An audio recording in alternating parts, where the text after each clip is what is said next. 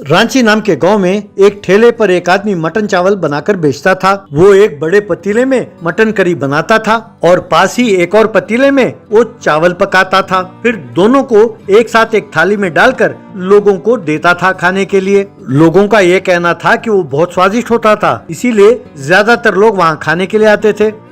उसी गांव में राठौड़ नाम का एक निकम्मा रहता था। वो लड्डू नाम के एक व्यक्ति को अपने साथ रखकर पूरे गांव में आवारागर्दी करता रहता था। उसका चमचा लड्डू राठौड़ पर बहुत गर्व करता था।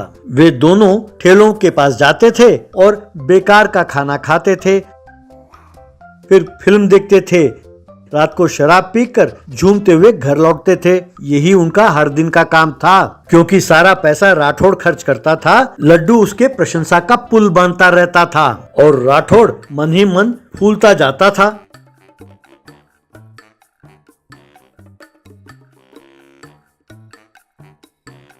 एक दिन दोनों कहीं जा रहे थे कि अचानक लड्डू ने उसे रोका और कहा, दादा जरा रुकना तो सही, वहाँ देखो क्या हो रहा है। राठौड़ ने उस ओर देखा तो वहाँ उसने पाया कि ठेले के पास एक आदमी कुर्सी लगाकर बैठा है। तब राठौड़, अरे कोई बैठा है ठेले के पास तो क्या हो गया।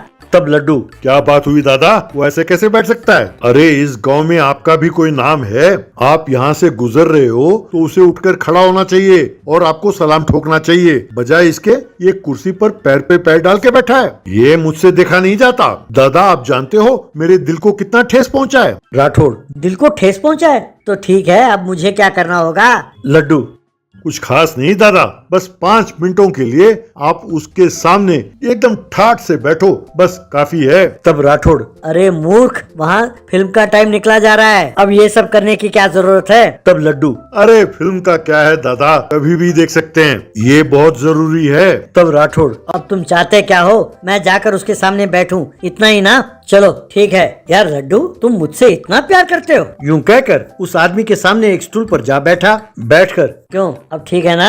यूं पूछा। तब लड्डू, बिल्कुल ठीक है दादा, अब आप उससे ज्यादा स्मार्ट दिखते हो।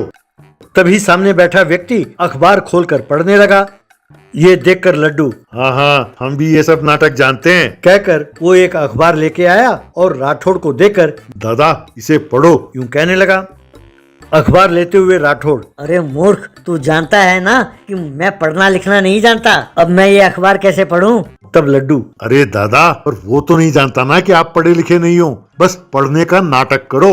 राठौड़ ने ठीक है कहा और अखबार पढ़ने का नाटक करने लगा। तभी उस आदमी ने अखबार पढ़ना बंद किया और उसे पास रखकर, एक मटन चावल का प्लेट देना, यूं कहा। तब ठेले वाले ने कहा, ठीक है साहब, अभी लीजिए। तभी लड्डू, सुनो, दादा के लिए स्पेशल मटन चावल बना कर देना, टेस्ट एकदम बढ़िया होना चाहिए। हाँ। तब ठेले वाले ने कहा, हाँ ठीक है साहब, ठीक है। तब राठौड़, ये हुई ना बात Laddu, I love you Laddu.